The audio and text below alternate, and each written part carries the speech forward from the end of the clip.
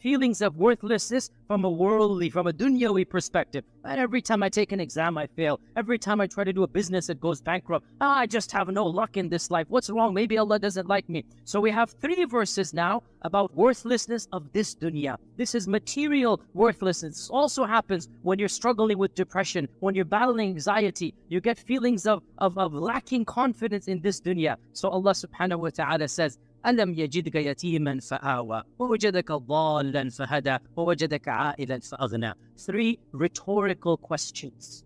And the purpose of a rhetorical question is to emphasize what is already known, not to teach something you didn't know. To bring up a memory, you should have it. You should be thinking about it, but you're not thinking about it. Something else clouded you. So the rhetorical question, it jars you, it makes you alert. So Allah asks 3 rhetorical questions, meaning, Ya Rasulullah, how could you think that Allah has abandoned you? How could you think that you are no one, you have no worth? Look at all the blessings Allah has given you. Then Allah mentions 3 blessings.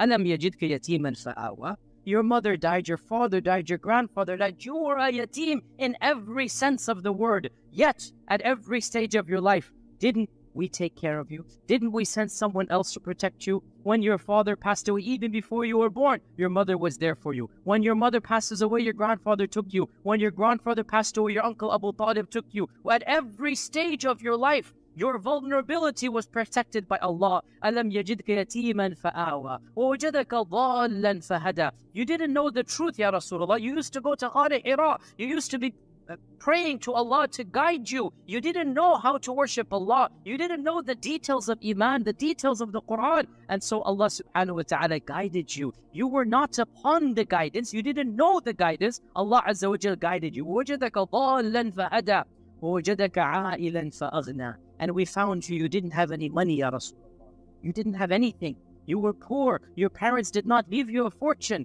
But now we gifted you. Our scholars say, Aghna here is Khadija and the wealth of Khadija. And this shows us the blessings of having a good spouse and a righteous spouse. Now you have a house. You did not have a house. Now you have an income. And Allah Azza wa Jal has given you enough that you can live a comfortable life. Meaning, what is the purpose of these 3 verses, dear brothers and sisters? Anytime something negative faces you, anytime your business fails, anytime you're in a car crash, anytime your exam doesn't pass, anytime shaitan comes and throws a thought in your head, oh my God, I have no luck. Realize there are always positives in your life that you're overlooking at that stage.